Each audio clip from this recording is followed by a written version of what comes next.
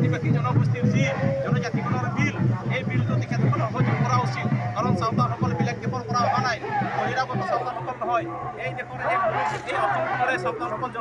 খিলঞ্জীয়া জনগোষ্ঠী আৰু এই খিলঞ্জীয়া জনগোষ্ঠী হিচাপে তেখেতসকলে ইয়াত গণতান্ত্ৰিকভাৱে তেখেতসকলে সংগ্ৰাম কৰি আহিছে আৰু সংগ্ৰাম কৰাৰ ফলত তেখেতসকলে চাওতালসকলে দাবী কৰিছে যে সাংবিধানিক অধিকাৰ যি ট্ৰাইবেল সেই ট্ৰাইবেলৰ অধিকাৰটো তেখেতসকলে পাব লাগে ইয়াৰ লগে লগে আপোনালোকে জানে যে চাওতালসকলৰ যি ভূমি এই ভূমি তেখেতসকলে বেলেগৰ পৰা ক্ৰয় কৰা ভূমি নহয় বেলেগ জনগোষ্ঠীৰ পৰা ক্ৰয় কৰা ভূমি নহয় এই ভূমি চাওতালসকলৰ নিজস্ব ভূমি এই ভূমি কিন্তু আজিৰ তাৰিখলৈকে চাওতালসকলে উচিতভাৱে চৰকাৰে যি ম্যাদী পাট্টা প্ৰদান কৰিব লাগে আজিৰ তাৰিখলৈকে অসম চৰকাৰে আজি ভাৰত স্বাধীনৰ ৭৫টা বছৰ পাৰ হৈ গ'ল ৭৫টা বছৰ পাৰ হোৱাৰ পিছতো কিন্তু অসমৰ এই চাওতাল জনগোষ্ঠীৰ কাৰণে ম্যাদী পাট্টাৰ কাৰণে কোনো ধৰণৰ ব্যৱস্থা নকৰিলে তাৰ লগে লগে আপোনালোকে জানে যে চাওতালসকলে আজিৰ তাৰিখে কিছুমান বনাঞ্চলত বাস কৰে বনাঞ্চলত বসবাস কৰাৰ লগে লগে ২০০৬ চনৰ যি বন আইনৰ অধীন আছে বন আইন অধীন আছে সেই আইন মতে চাওতালসকলে বনাঞ্চলত তেখেতসকলে মাটিৰ অধিকাৰ পোৱাৰ যোগ্য কিন্তু আজিৰ তাৰিখত অসম চৰকাৰ আৰু ভাৰত চৰকাৰে দুয়ো মিলি ফালে যে চান্তালসকলৰ ৭৫টা বসবাসৰ যি তাৰিখ আৰু সময় নিৰ্ধাৰণ কৰিছে তাক আমি চাওতাল যোগাই ধিক্কাৰ দিছোঁ তাৰ লগে লগে আপোনালোকে জানে চান্তাল জনগোষ্ঠী ফৰেষ্টত বসবাস কৰা ট্ৰাইবেল জনগোষ্ঠী তেখেতসকলৰ কাৰণে ২৫টা বছৰ মাটিৰ পট্টা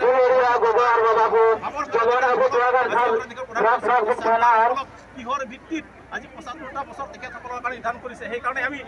চান্তালসকলৰ কাৰণে অসম চৰকাৰে যি ধৰণৰ নীতি অৱলম্বন কৰিছে সমূহ চাওতাল জনগোষ্ঠী আজি এইখিনি বুজি পাইছে গম পাইছে আৰু সেইকাৰণে আমি চাওতাল ছাত্ৰ সন্থাৰ ফালৰ পৰা ডিমাণ্ড কৰিছোঁ দাবী জনাইছোঁ যে চান্তালসকল যিহেতু ইয়াৰ খিলঞ্জীয়া জনগোষ্ঠী ২০০৬ চনৰ যি বন আইন আছে সেই বন আইন মতে তেখেতসকলে পৰম্পৰাগত বনাঞ্চলত থাকিব পৰা এটা অধিকাৰ আছে সেইকাৰণে ট্ৰাইবেলসকলক যদি ২৫ বছৰৰ অধিকাৰ দিছে চান্তালসকলক কমচে কম ৩০টা বছৰ দিয়ক আমি চাওতাল ছাত্ৰ তাৰ কাৰণে আমি ডিমাণ্ড জনাইছোঁ তাৰ লগে লগে আপোনালোকে জানে যে চান্তালসকল কোনোদিনা চাহ বাগানত কাম কৰা নাই তেখেতসকলৰ ইংৰাজৰ আমোলতো অহা নাই এই চান্তাল জনগোষ্ঠী এই অসমৰ খিলঞ্জীয়া জনগোষ্ঠী এই চান্তালসকলৰ যি ইতিহাস বহু পুৰণি এতিয়াৰ ইতিহাস নহয় ইয়াত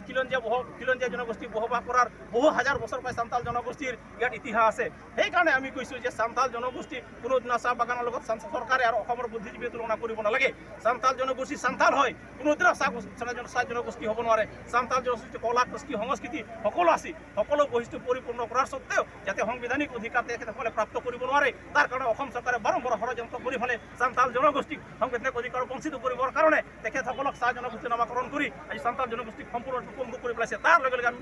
দেখিবলৈ পাইছোঁ যে অসমৰ চাওতালসকলে যাতে ইণ্টাৰনেশ্যনেলত পঢ়িব নোৱাৰে যাতে অসমৰ ৰাজ্যৰ বাহিৰত পঢ়িব নোৱাৰে যাতে উচ্চ শিক্ষা ল'ব নোৱাৰে আৰু তাৰ কাৰণে যদি বাহিৰত চান্তালসকলে উচ্চ শিক্ষিত হৈ পেলাই অসমত আহিলে তেখেতসকলে নিজৰ অধিকাৰবিলাক সাব্যস্ত কৰিব নিজৰ অধিকাৰৰ কাৰণে তেখেতসকলৰ চকু পোহৰ হ'ব আৰু তেখেতসকলে নিজৰ অধিকাৰ বিচাৰিব সেইকাৰণে চান্তালসকলক ইয়াতে বাহিৰত পঢ়িব নোৱাৰে তাৰ কাৰণে চান্তাল জনগোষ্ঠীৰ লগত চাহ জনগোষ্ঠীক পেলাই চান্তালসকলক ইয়াত সম্পূৰ্ণৰূপে তেখেতসকলক মুখ বধু কৰিবৰ কাৰণে অসম চৰকাৰে বাৰম্বাৰে আজি ইয়াত ব্যৱস্থা গ্ৰহণ কৰিছে তাৰ লগে লগে আপোনালোকে জানে যে ২০২২ চনত আদিবাসী যি শান্তি চুক্তি আদিবাসী শান্তি চুক্তিত প্ৰথম দফাতে আছে যে চান্তালসকলে ট্ৰাইবেল পোৱাৰ যোগ্য আৰু অসমত বসবাস কৰা আদিবাসী জনজাতিৰ কাৰণে তেখেতসকল যোগ্য আৰু সেইকাৰণে তেখেতসকলে প্ৰথম দফাতে জনজাতিকৰণৰ দফাটো তেখেতসকলে এগ্ৰিমেণ্ট কৰিছে তাৰ লগে লগে আমি দেখিবলৈ পালোঁ যে অসম চৰকাৰৰ এই যি ত্ৰিপাক্ষিক বৈঠক হ'ল আদিবাসী চুক্তি আৰু আদিবাসী চুক্তি ত্ৰিপাক্ষিক বৈঠক হোৱাৰ পিছত আজিৰ তাৰিখলৈকে যি দফাসমূহ আছে সেই দফাসমূহ অনতিপলমে আজিৰ তাৰিখলৈকে তেখেতসকলে মানে আইনত পৰিণত কৰা নাই কিহৰ কাৰণত আজি ইমপ্লিমেণ্টেশ্যন হোৱা নাই চাওতাল ছাত্ৰ সন্থাই আজি বাৰম্বাৰে চৰকাৰৰ ওচৰলৈ ডিমাণ্ড জনাইছোঁ যে যিসকল বন্দুকধাৰীয়ে আজি শান্তিৰ পথলৈ আহি পেলে এগ্ৰিমেণ্ট কৰিলে ইয়াত খিলঞ্জীয়া জনগোষ্ঠী হিচাপে ট্ৰাইবেলকে আদি কৰি যিখিনি অধিকাৰ আছে তেখেতসকলে যিখিনি পোৱাৰ যোগ্য সেইখিনি এগ্ৰিমেণ্ট হোৱাৰ পিছতো আজিৰ তাৰিখলৈকে আদিবাসী একৰ্ডটো আজি কিয় ফুলফিলমেণ্ট হোৱা নাই। একেলগে বহুকেইটা বিদ্ৰোহী সংগঠনে একৰ্ড কৰিছিল আৰু সেই বহুত যিবিলাক বিদ্ৰোহী সংগঠন আছিল তেখেতসকলৰ একৰ্ড কিন্তু আজি ফুলফিলমেণ্ট হ'ল। ইয়াত বড়োসকলৰ একৰ্ডো হৈছিল, তেখেতসকলৰ আজি বিটিআৰলৈকে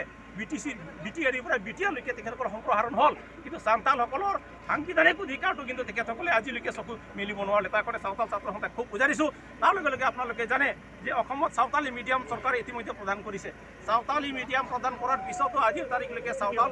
অধ্যুষিত এলেকাত যিবিলাক স্কুল আছে সেই স্কুলবিলাকত শিক্ষকৰ নিযুক্তিকৰণ কিন্তু আজি অৱহেলিত হৈছে আৰু পাঠ্যপুথি প্ৰণয়নৰ যিখিনি ক্ষীপ্ৰতাৰে হ'ব লাগিছিল সেইখিনি কামো কিন্তু অসম চৰকাৰে খুব সীমাহীভাৱে কৰিছে। সেইকাৰণে চাওতাল ছাত্ৰ সন্থাই দাবী জনাইছোঁ যে চান্তালসকলৰ যি চান্তালী মিডিয়াম আছে আৰু সেই চান্তালী মিডিয়ামটো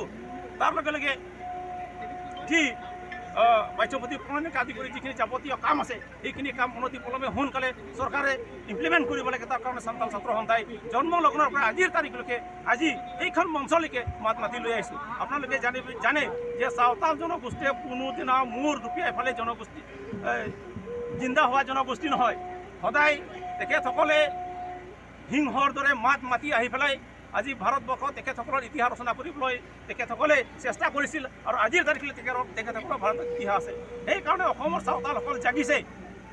অসমৰ এই চাওতালসকল ইয়াতকৈ আকৌ বেছি অন্যায় অত্যাচাৰ কৰিব নালাগে। সময় থাকোঁতে চৰকাৰে বুজা উচিত, সময় থাকোঁতে চৰকাৰে জনা উচিত চাওতালসকল জাগিলে অসমত এই চাওতালসকলৰ নতুন এটা ইতিহাস ৰচনা হ'ব। সেইটো লিখিবৰ কাৰণে কিন্তু অসমৰ বুদ্ধিজীৱীসকল আজি সাজু হৈ থাকক। সেইকাৰণে চাওতাল ছাত্ৰ সন্থাৰ পৰা এইখিনি কথাও মই এইখিনি সময়ত স্পষ্ট কৰি দিছোঁ। ধন্যবাদ।